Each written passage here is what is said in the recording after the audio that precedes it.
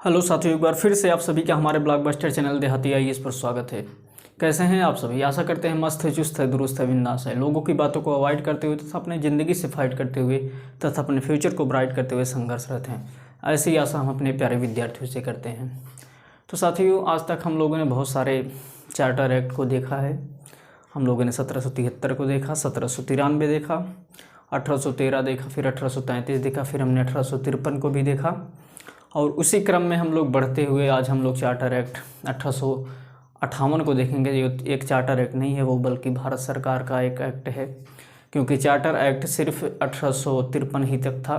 अब इसके बाद क्या है, उसको ख़त्म कर दिया जाए। कल ही मैंने जैसे कि बताया था कि उसको ख़त्म कर दिया गया था। इसके बाद अब से भारत सरकार का 1858 एक्ट आया है, जो कि 1857 की क्रांति के बाद आया है, जो कि एक बहुत बड़ी मायने रखता है।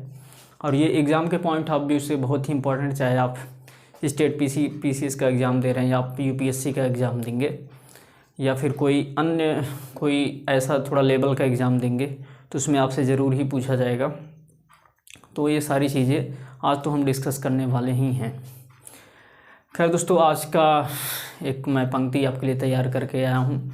तैयार करने का क्या मतलब है कि भाई मैं कोई शायर तो हूँ नहीं, या फिर कोई कवि तो हूँ नहीं कि यही चीज़ें मैं लिखता बैठता हूँ कि मतलब बच्चों को सुनाना है। तो मैं यार कहीं से कहीं अगर सुन लिया, तो मुझे अगर पंक्तियाँ अच्छी लगती हों तो मैं उसे नोट डाउन कर लिया हूँ, ताकि आप लोग को सुनाने के लिए थोड़ा सा काम आए मुझे, तो मोटिवेट करने के लिए। ठीक है, तो सुनाता हूँ। अगर आपको अच्छा लगे तो कमेंट करिएगा। ठीक है कि श्री कृष्ण ने साफ कहा है कि बस कर्म तुम्हारा कल होगा, यदि कर्म में है सच्चाई तो फिर कर्म कहाँ निष्फल होगा।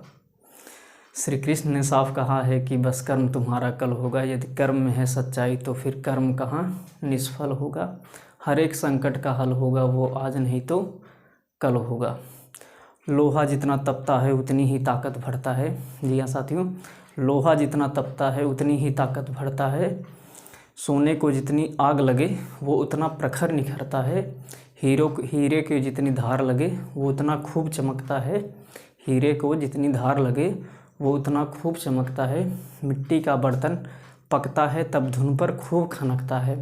मिट्टी का बर्तन पकता है तब धुन पर खूब खनकता है। सूरज के जैसा चमकना है तो सूरज जितना जलना होगा। सूरज जैसा चमकना है तो सूरज जितना जलना होगा। नदियों सा आदर पाना है तो पर्वत छोड़ निकलना होगा। नदियों सा आदर पाना है तो पर्वत छोड़ निकलना होगा। हम आदम के बेटे हैं फिर क्यों सोचे राह सरल होगा। हम आदम के बेटे हैं फिर क्यों सोचे राह सरल होगा। अरे कुछ वक्त लगेगा पर संघर्ष ज़रूर सफल होगा। हर एक संकट का हल होगा, वो आज नहीं तो कल होगा। श्री कृष्ण ने साफ कहा है कि बस कर्म तुम्हारा कल होगा। जी साथियों, कैसी लगी आपकी मोटिवेशन पंक्ति? अगर पंक्तियाँ तुम्हारी ये समाप्त हो गई हैं, ठीक है, लेकिन यार इन सारी पंक्तियों में एक बहुत ही गहराई की बातें हैं, एक बहुत ही मोटिवेशन की बातें हैं। अगर आप ध्यान से देखेंगे तो मैंने जैसे कि बताया, श्री कृष्ण ने साफ कहा है कि भैया जो कर्म आप आज कर रहे हैं, अगर जैसे कि लोग बोलते हैं कि भाई कल किसने देखा है, बात तो सही है, लेकिन इतना मान के चलिए साथियों, आपका कल आपके आज से ही डिसाइड होगा कि आपका कल कैसा होने वाला है। तो ये चीज़ें अब भूल जाइए कि आप बोलते रहते हैं कि हमारा कल कैसा होगा। कल आप खुद ही यार डिसाइड कर रहे हैं कि आपका कल कैसा होने वाला है। यदि भैया आप आज स्ट्रगल कर रहे हैं किसी कल के लिए, आप लोग मेहनत क्यों करते हैं मुझे बताइए? आप लोग ऐसा पढ़ाई लिखाई क्यों करते हैं? सबका एक ही उद्देश्य होता है कि हम लोग एक अच्छी लाइफ को एक अच्छी लाइफ को जी सके। यार सबका यही उद्देश्य होता है। आफ्टर ऑल सारे जीवन का एक ही उद्देश्य है कि हम खुशी से अपनी ज़िंदगी को बिता सके। तो आप जैसा कर्म करेंगे वो कल में आपके उतरेगा जाके, ठीक है। तो और इसलिए बोलते हैं ना कि भाई लोहा जितना तपता है उतना ही दम बढ़ता है। तो लोहा को जितना आप तपाएंगे वो उतना ही पक्का होता चला जाता है, वो इतना ही मजबूत होता चला जाता है। तो इसलिए जितना ही आप स्ट्रगल करेंगे, जितनी ही आप विषम परिस्थितियों में रहेंगे, जितने आपके आसपास में लोग ताने बाने मारते रहेंगे, आप उनको रिप्लाई मत कीजिए, आप रिस्पॉन्ड कीजिए। जिसे बोलते हैं ना रिप्लाई करना, रिप्लाई और रिस्पॉन्ड दोनों चीज़ों में अंतर होता है। रिप्लाई हम किसी को तुरंत देते हैं, जैसे आपको किसी ने गाली दिया, उसका रिप्लाई ये हो सकता है कि आप उसको तुरंत, ये गाली दिया आपने, उसको 10 गाली दिया, फिर आपको जाके कलेजे को ठंडक आ गई, लेकिन ये कोई पढ़ा लिखा का काम नहीं है। आप उसको रिस्पॉन्ड कीजिए, रिप्लाई मत कीजिए, आप रिस्पॉन्ड कीजिए। रिस्पॉन्ड करने का क्या मतलब होता है, आप उसे उस समय गाली मत दीजिए, आप उसकी गाली को अंदर लीजिए, एक एनर्जी, एक फ्यूल के रूप में अंदर लीजिए और उसको कुछ ऐसा करके दिखाइए ताकि उसको उस दिन पे शर्म आए कि मैंने इतने महान व्यक्ति को मैंने गाली दे दिया था। तो आप किसी भी चीज़ को उत्तर देना है तुरंत मुंह से बोल के मत दीजिए, आप रिस्पॉन्ड कीजिए, ठीक है। और ऐसे साथियों, अगर कोयला भाई हीरा आपने देखा है तो आपको सच्चाई बताता हूँ, हीरा ऐसे ही नहीं बन जाता। हीरा सबसे पहले कोयला होता है, लेकिन उसके ऊपर इतना ताप, इतना दाब पड़ता है इस पृथ्वी का कि वो अंततः हीरा बन जाता है। जो ज़्यादा नीचे होगा वो हीरा बन जाएगा, जो थोड़ा ऊपर होगा वो कोयला बन जाता है। तो साथियों, जो प्रकृति ने ऐसा ही सारी चीज़ों में नियम बना रखा है कि जो जितना ताप होगा, जितने दाब उसके ऊपर दी जाएंगी, जितनी यातनाएं उनको दी जाएंगी, वो लास्ट में उतना ही कीमती चीज़ बन के निकल कर आता है। तो आपके ऊपर जितनी कठिनाई, जितनी परेशानी, जितनी यातनाएं हैं, आप मान के चलिए आपके लिए प्रकृति ने एक साजिश रची है ताकि आपको एक बेहतर मनुष्य बनाया जा सके। आप इन सारे मनुष्यों में एक हीरा बन के निकलें, ठीक है। तो साथियों, आप अपने आप को लकी मानिए। यदि आपकी ज़िंदगी में संघर्ष है, आपकी ज़िंदगी में स्ट्रगल है, उसे आप अभिशाप मत मानिए। ऐसा मान के चलिए आप प्रकृति के एक विशेष बंदे हैं जिसे प्रकृति ने चुना है कि भैया ऐसी परिस्थितियों को सिर्फ आप ही झेल सकते हैं, ताकि आप लोगों के लिए एक मोटिवेशन बने। तो आज के लिए फ़ाइट करना शुरू करें यार। मैं ये नहीं कहता साहब मेरे वीडियो से पढ़ें, मेरे चैनल से पढ़ें, आप कहीं से भी पढ़ें भैया, जहाँ से आपको मिल जाए अच्छा सा वहाँ पढ़ो। कहते हैं ना कि जाति न पूछो साधु की, पूछ लीजिए ज्ञान, मोल करो तलवार की और पढ़ी रहन दो म्यान। तो ये सब मत देखिए कहाँ से मिल रहा है ज्ञान, बस आप पढ़िए। आपको यहाँ से अच्छा लगता है तो यहाँ से पढ़ लीजिए, आपको कहीं और से अच्छा लगता है तो और पढ़ लीजिए। और मैं एक बात बता देना, तो यूट्यूब पे जो भाई आजकल मैं देख रहा हूँ 99% यूट्यूबर्स का यही हाल है, मतलब एजुकेशनल सिस्टम में देख रहा हूँ कि लोग सिर्फ यूट्यूब पर प्रचार करने के लिए आते हैं। कुछ वीडियोज़ डाला, लास्ट में बता दे फला ये ढिमाका 10 लगाइए और अनअकैडमी पे 10% डिस्काउंट पाइए।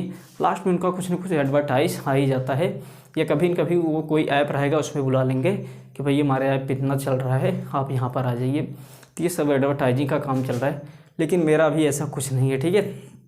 मैं दोस्तों अगर भविष्य में करूँगा ना, मैं भविष्य में भी ऐसा कुछ नहीं करने वाला हूँ। अगर कि यार मैं एजुकेशन से ही पैसा कमाऊँ, ऐसा मेरा उद्देश्य नहीं है।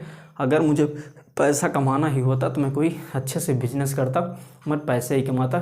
मुझे पता है यार पैसे कमा, सिर्फ अगर मैं पैसे कमाऊँ ना तो पैसे कमा के सिर्फ मैं अपनी एक लाइफ अच्छी बना सकता हूँ। लेकिन अगर इस काम से मैं लाखों बच्चों की हेल्प कर पाऊँगा, जो कि मेरी असली कमाई है, ठीक है, वही मेरी असली कमाई भैया। अगर मेरी वजह से कुछ बच्चे सेलेक्ट होते हैं और उन बच्चों की वजह से कुछ और बच्चे संभल जाते हैं, कुछ और लोगों की ज़िंदगियाँ बदल जाती हैं, तो वो मेरी असली कमाई होगी, ठीक है। क्योंकि सारी बातों पर हम बात नहीं करेंगे हम, ताकि वीडियो लंबा ना हो जाए। तो सारी बातों को छाड़ते हुए हम आज पहुँचेंगे सीधे अपने टॉपिक पे आते हैं कि हम लोगों ने इतने चार्टर एक्ट्स को देखा, अब से भारत सरकार नियम चालू हो जाएगा। तो भाई चार्टर एक्ट क्या थे? चार्टर ये एक्ट ये होते थे कि कंपनी के, जैसे कि कंपनी क्या है 1600 ईस्वी में क्या है, विक्टोरिया ने वहाँ पर इनको आदेश से मैग्ना कार्टा दिया ईस्ट इंडिया कंपनी को कि आप लोग जो है जाके व्यापार कीजिए। तो उसी कंपनी को चलाने के लिए बार बार उनके अधिकारों को बढ़ाने के लिए चार्टर एक्ट आता था। वो चार्टर क्यों कहा जाता था? चार्टर में से होता है राजपत्र, ठीक है। तो वो क्या था, पहली बार जो आया था तो इसलिए बोले चार्टर एक्ट था। लेकिन बाद में जो 1773 में रेगुलेटिंग एक्ट कहा गया। रेगुलेटिंग एक्ट क्यों कहा गया? क्योंकि कंपनी भारत में कैसे चलेगी, उसके ऊपर क्या रहेगा, कैसे काम करेगी, तो इसलिए उसे बोला गया कि भैया रेगुलेट करेगी, कंपनी को नियंत्रित करेगी कि उसको कैसे चलना है, सब सारी चीज़ें उस एक्ट में थी। तो एक प्रकार से रेगुलेटिंग एक्ट कहा गया। फिर बाद में उसे चार्टर एक्ट क्यों कहा गया? तो रेगुलेटिंग एक्ट पहली बार आया था तो रेगुलेटिंग एक्ट कहा गया जब पहली बार आया। अब चार्टर एक्ट क्यों कहा गया? क्योंकि चार्टर एक्ट में उस रेगुलेटिंग एक्ट को अब 20-20 वर्षों के लिए बढ़ाना था। तो चार्टर का यही उद्देश्य होता था कि अब कंपनी को 20 वर्षों के लिए फिर अधिकार मिला, फिर 20 वर्षों के लिए बढ़ा दिया जाता था। आपने जैसे पिछले देखा हर चार्टर में यही होता था। अब आज हम देखेंगे कि सारे चार्टर एक्ट 1853 तक ख़त्म हो गए हैं। हम लोग अब आज देखेंगे कि 1857 के बाद जैसे कि आप जानते होंगे कि 1857 के बाद एक बहुत ही बड़ी क्रांति हुई, 1857 की क्रांति, जो कि हर कोई जानता है। मतलब अगर आप इस फील्ड में आए तो आप अवश्य ही जानते होंगे। यदि नहीं जानते हैं, जब हम हिस्ट्री पढ़ेंगे तो वहाँ पर हम पूरी बढ़िया से डिटेल देखेंगे 1857 क्रांति के पीछे कारण क्या थे, तत्कालिक क्या थे, धार्मिक क्या थे, सामाजिक क्या थे, राजनीतिक कारण क्या थे। तो सारी चीज़ें हम कारण उसको देखेंगे। फिलहाल यहाँ पर हम पॉलिटी पर देख रहे हैं तो हम पॉलिटिक्स की बातें करते हुए इधर उधर की बातें नहीं करेंगे, वरना वीडियो क्या है काफ़ी लंबी हो जाती है। तो यहाँ से हम देखेंगे कि ब्रिटिश ताज का शासन शुरू हो जाता है कहाँ से, 1857 की क्रांति के बाद से भैया पूरी तरह से इंडिया हिल चुका था और ब्रिटेन गवर्नमेंट भी हिल चुकी थी कि उन्हें एक समय तो उनके ऐसा लगा कि भारत हाथ से शायद निकल जाएगा, और वो लोग किसी तरह से इसको छोड़ना नहीं चाहते थे, क्योंकि अभी ज़्यादा दिन नहीं हुए थे, मतलब लगभग आप देखें तो 1770 के आसपास अभी वो लोग, मतलब अमेरिका भी आज़ाद हो गया था, तो उन्हें किसी कीमत में यहाँ इंडिया को नहीं छोड़ना था, क्योंकि अभी 100 भी साल हुए थे नहीं थे अमेरिका को छोड़े हुए, तो वो लोग इसको नहीं छोड़ना चाहते थे किसी कीमत पे। और 1857 का इतना बड़ा झटका लगा ब्रिटिश गवर्नमेंट को कि वहाँ की गवर्नमेंट हिल गई यार, मतलब ऐसा क्यों हो रहा है, क्योंकि यहाँ की जो ईस्ट इंडिया कंपनी यहाँ पर ब्रिटिश गवर्नमेंट की तरफ से काम कर रही थी, यहाँ पर उन्होंने इतना ज़्यादा शोषण, इतना ज़्यादा भ्रष्टाचार फैला दिया कि यहाँ की जनता ने पूरी तरह से ऊब गई थी।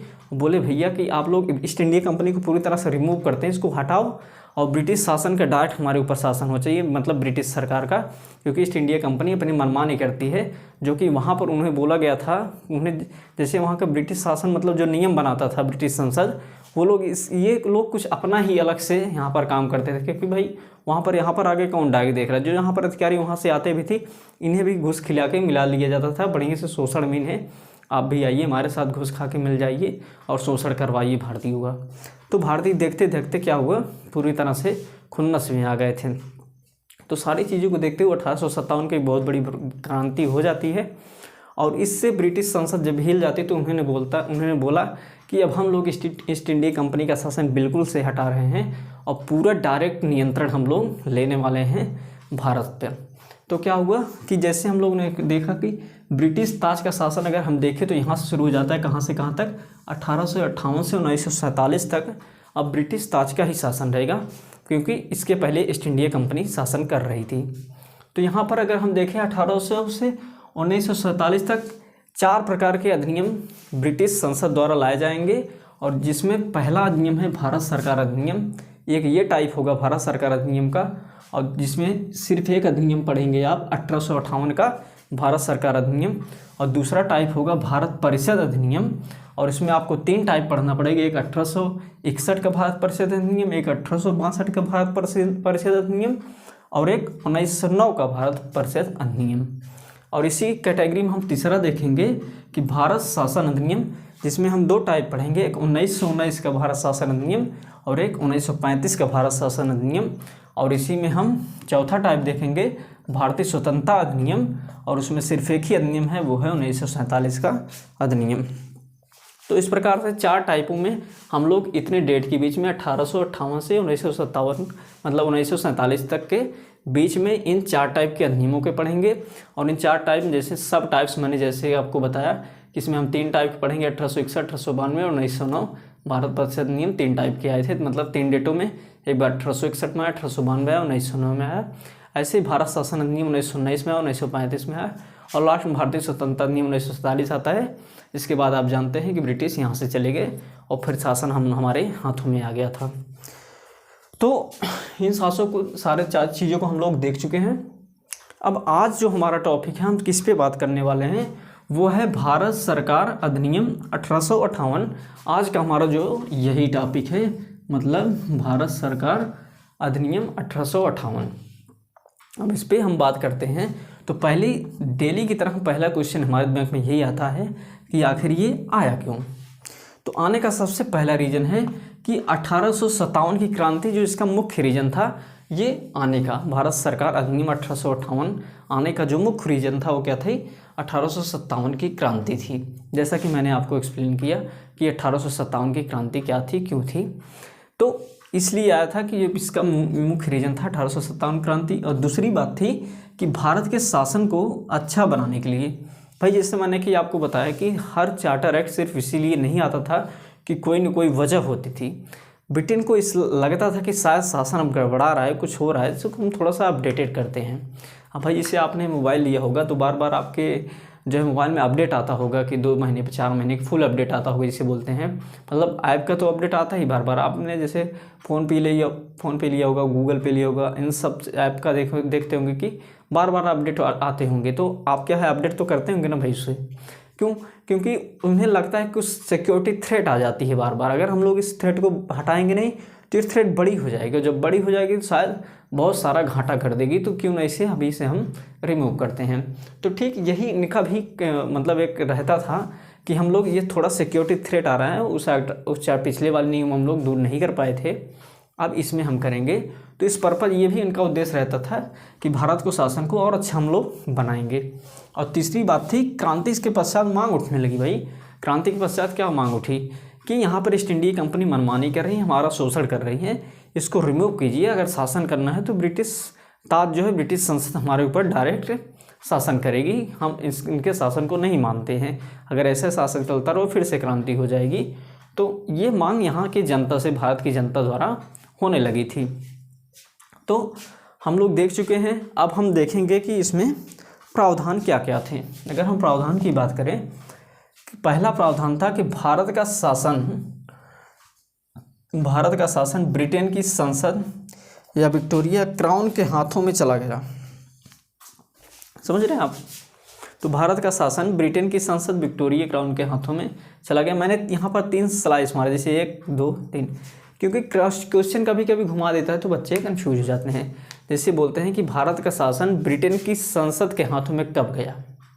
अगर ऐसा क्वेश्चन पूछते हैं ब्रिटेन की संसद के हाथों में, तब भी यही प्रश्न होगा 1858 में। ठीक, अगर पूछे विक्टोरिया के हाथों में कब गया, तब भी यही माना जाएगा भाई कि विक्टोरिया के हाथों में कब गया, 1858 में। अगर पूछे कि क्राउन के अधीन कब गया, विक्टोरिया बोले, क्राउन बोले, ब्रिटेन का संसद बोले, तीनों बात एक ही हैं। तो क्वेश्चन जब भी घुमाए आपको घूमना नहीं है, क्योंकि आप देहाती IAS के बच्चे हैं, ठीक है, यहाँ के स्टूडेंट हैं। तो आपको क्वेश्चन नहीं घूमना है, आपको बिल्कुल एकदम क्लियर क्रिस्टल दिमाग में रखना है कि क्वेश्चन कहीं से घुमाए में घूमना नहीं है। और भैया मैं ऐसे वीडियोज़ बनाया हूँ, मैं बता रहा हूँ आपको चार्टर एक्ट से बहुत सारे क्वेश्चन आते हैं, इसलिए मैंने चार्टर एक्ट पे ज़्यादा जोर दिया है।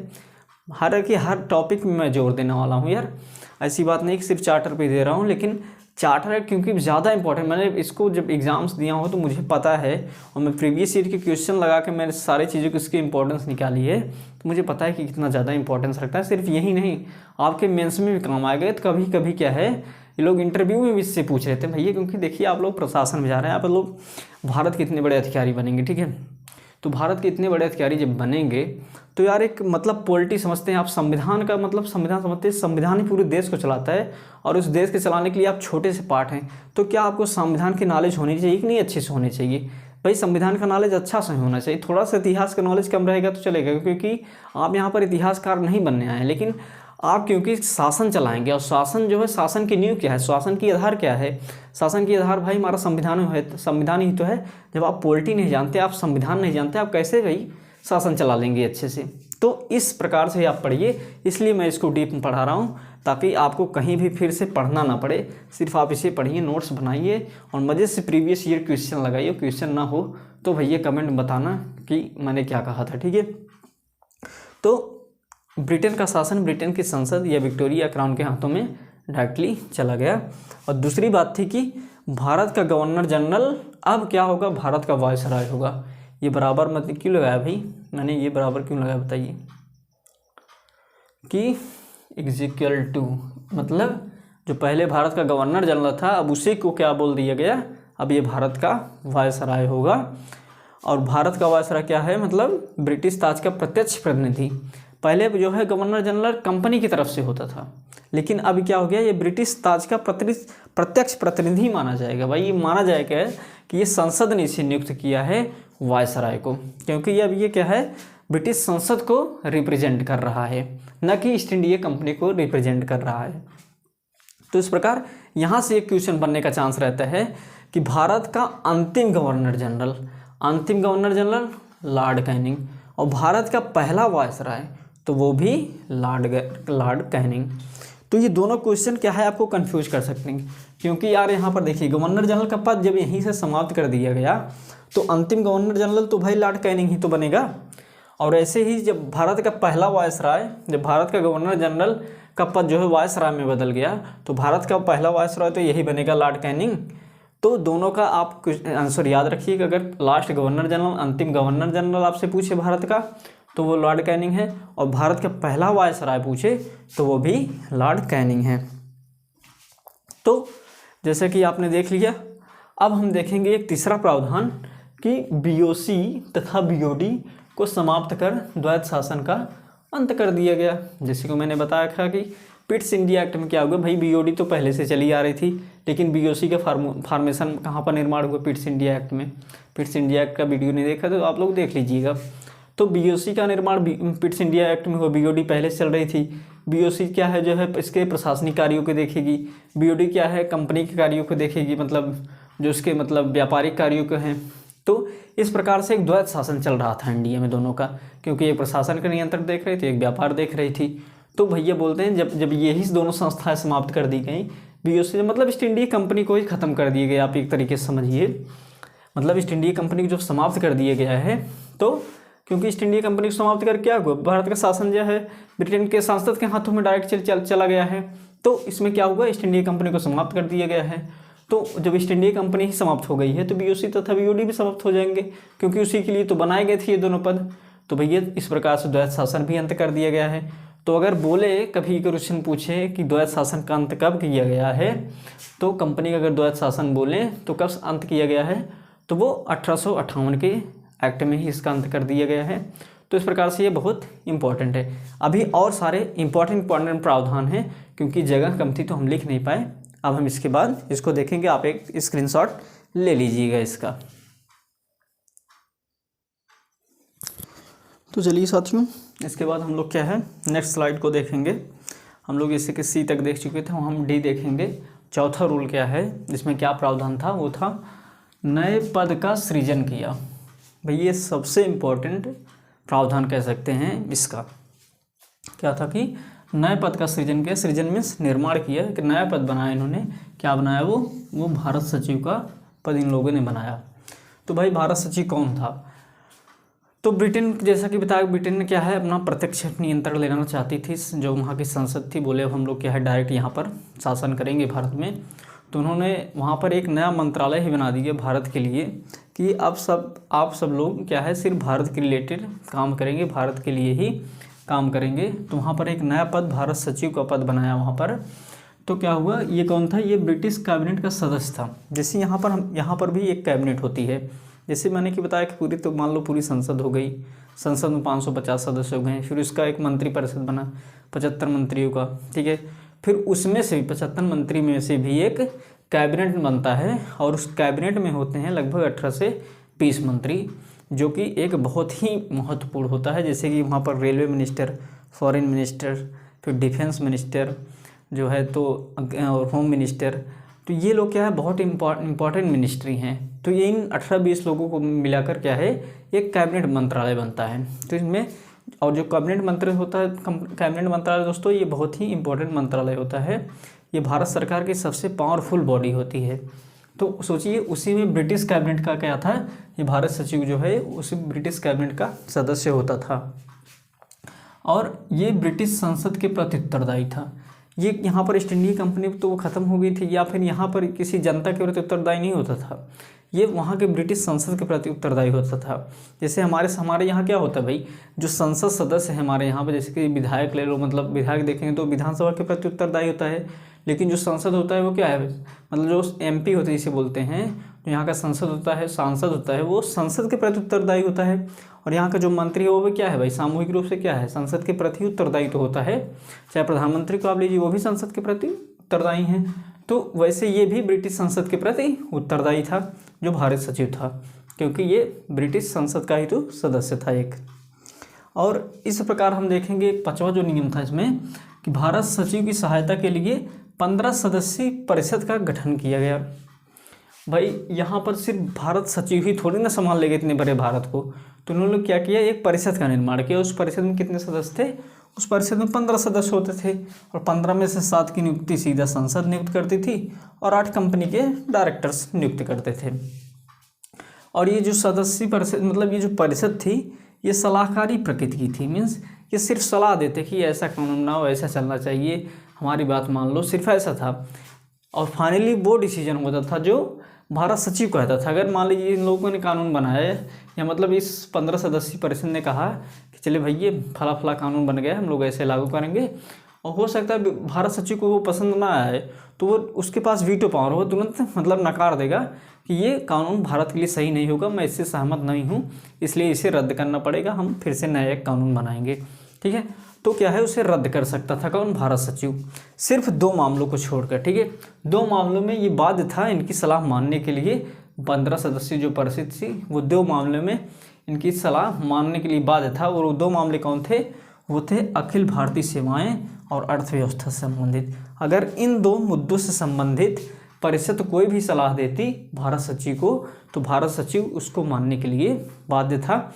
बाकी किसी भी मामले में उसे छूट थी, वो माने या ना माने, वो उसके एक निजी मामला था। तो ठीक है, अब हम थोड़ा देखते हैं कि अब ये जो नई गवर्नमेंट बनी है ये कौन सा फॉर्म रखती है। तो भैया ये जो नई गवर्नमेंट बनी है, भारत सरकार जिसे बोल रहे हैं, इसमें वो भारत का सरकार के रूप में काम कर रही है। और भारत सरकार का अध्यक्ष कौन है, वो भारत सचिव है। तो भारत सरकार का इस समय देखेंगे 2 बॉडी मुख्यतः काम कर रही है। एक तो परिषद, जैसे कि मैंने आपको बताया, इसमें 15 सदस्य हैं, और एक भारत सचिव जो अकेले ही है। तो इस प्रकार 16 लोग थे भारत सरकार में इस समय जो मुख्यतः काम कर रहे थे। तो परिषद, जैसे मैंने आपको बताया, ये सलाहकारी परिषद थी, सिर्फ सलाह देती थी, सिर्फ 2 मामलों को छोड़कर, जैसे कि देखा आपने। और भारत सचिव के पास क्या था, वीटो पावर था। वीटो पावर मीन्स मैंने आपको बताया कई बार कि वीटो पावर मीन्स होता है हमारे पास मना करने की शक्ति है, नहीं बोलने की शक्ति है, कि चाहे सब लोग बोले, सब लोग आके मिल के बोल दें। ऐसे तो भाई यूनाइटेड नेशन सिक्योरिटी काउंसिल में क्या है, वहाँ पे तो 5 देशों को जो है वीटो पावर मिली है, जैसे कि ब्रिटेन है, रसिया है, अमेरिका है, मतलब और फ्रांस है। ठीक है, तो इन लोगों को क्या है, एक मतलब वीटो पावर मिला है कि सब लोग बोलते रहें, और ये लोग इन 5 में से कोई एक हाथ उठाए और बोल दे कि मुझे नहीं पसंद है, मैं वीटो करता हूँ। अगर पूछे कि आपको सज़ा दी जाए क्योंकि आपने गलती से, रूस ने भी यूक्रेन पर हमला किया था, तो एक वहाँ पर वोटिंग हुई कि भाई मतलब रूस को जो है इनके ऊपर सैंक्शंस लगाया जाए और भी दंड दिए जाए जो है। तो क्या रूस इससे सहमत है? भाई वो हाल हो गया कि मतलब चोर से पूछ रहे हैं भाई कि बताओ तुमको दंड दिया जाए, तो रूस ने वीटो कर दिया, बोला मुझे दंड नहीं दिया जाए। बोले क्यों? बोले वैसे यूक्रेन ने किया तो मैंने उसको वैसे किया था, जैसा हुआ वैसे किए, इसलिए मैं सही हूँ। तो वही होना था, क्योंकि भाई कोई चोर बोलेगा मैं चोर हूँ, वो तो बोलेगा नहीं नहीं मेरे साथ ऐसे फला फला घटना हुई तो मुझे ये करना पड़ा मजबूरी में, मैं शौक से थोड़ी नहीं करता भाई चोरी। तो यही हाल होगा भाई अगर जिसको वीटो दे दिया जाएगा। तो इसी प्रकार से भारत सचिव के पास क्या है, एक वीटो पावर था, ताकि सारी इनके कानूनों को क्या है वो नकार सकता था, कोई भी सलाह देते वो नकारने की शक्ति थी उसके पास। और अब मैंने इसके मुख्य प्रावधानों की बात कर चुका हूँ, लेकिन एक कन्फ्यूजन रहता है बच्चों के मन में, और प्लस एग्जाम्स में भी साले काफ़ी कन्फ्यूज करते हैं कि भाई जो 1858 में तो क्या है, वो भारत सचिव प्लस परिषद बना, ये तो सबको पता है, लेकिन वेतन क्या है भारत से ही, भारत के खजाने से ही देगा। यहाँ पर ऐसे बताया कि परिषद मतलब भारत सचिव को अगर वेतन देखे तो भारत के राजकोष से ही दिया जाता था। तो ये लोग क्या है आगे देखेंगे इतिहास में, मतलब जो कांग्रेस थी वो काफ़ी मुद्दा बना के चलती थी कि जो है भारत के राजकोष पे बहुत ज़्यादा मतलब लोड पड़ रहा है। तो जैसे कि आप देखेंगे नौरोजी का एक मतलब ड्रेन ऑफ वेल्थ की थ्योरी भी है, धन का बहिर्गमन सिद्धांत, इसको हम इतिहास में पढ़ेंगे।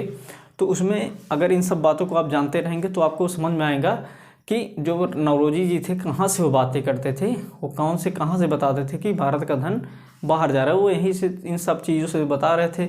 और भी चीज़ें होती जो यहाँ से माल एक्सपोर्ट होता था, तो इसके माध्यम से भी भारत का पैसा बाहर जाता था। तो इस पर उन्होंने ड्रेन ऑफ वेल्थ थ्योरी नाम से एक थ्योरी दिया था।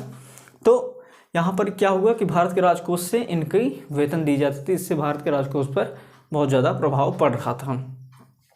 तो भैया यहाँ पर हो गया क्या कि 1858 भारत सचिव प्लस परिषद बना और उनका वेतन भारत से।